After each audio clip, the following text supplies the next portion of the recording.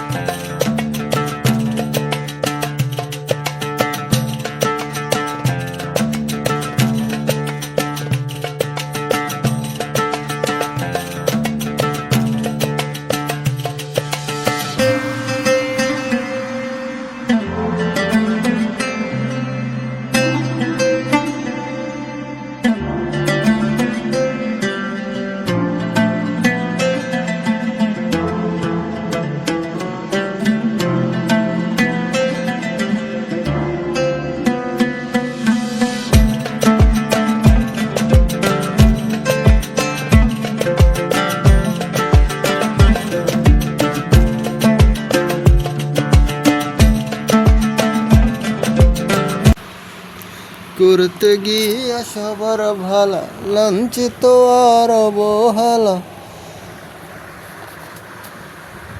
আপন মানুষ বুঝাই দিছে বাস্তবতার নিঠুর খেলা। সময় ভালা সবই ভালা, অসময়ে অন্তর কালা। সবাই সবার স্বার্থ নিয়া, কে বুঝে কার মনের জ্বালা। 100% রাইট কথাটা, তাই না?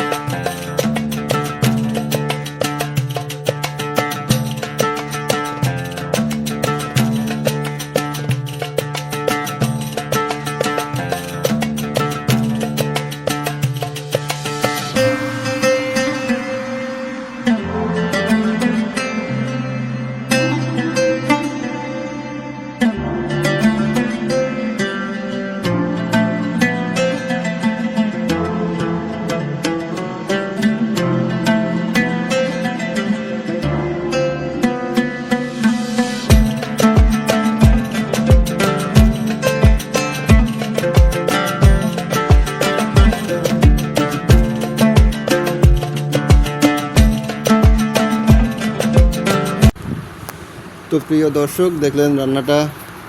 এখন রান্না বাড়া শেষ, খাওয়া দাওয়ার পালা। আমরা খাইতে বসেছি সবাই। রান্নাটা সেই স্বাদ হয়েছে, বিসমিল্লাহ। আপনারা না খেলে বলো বুঝবেন না বিসমিল্লাহ। যদিও। তা পরবর্তীতে আপনারা সবাই দাওয়াত করবো খাওয়ার জন্য, রান্না করে খাওয়াবো সবাই। পাকালে দাও। সবাই পাশে থাকবেন, সাপোর্ট করবেন। সবাইকে আন্তরিক ধন্যবাদ। তুমি বলো। সেরকম হয়েছে সেই সব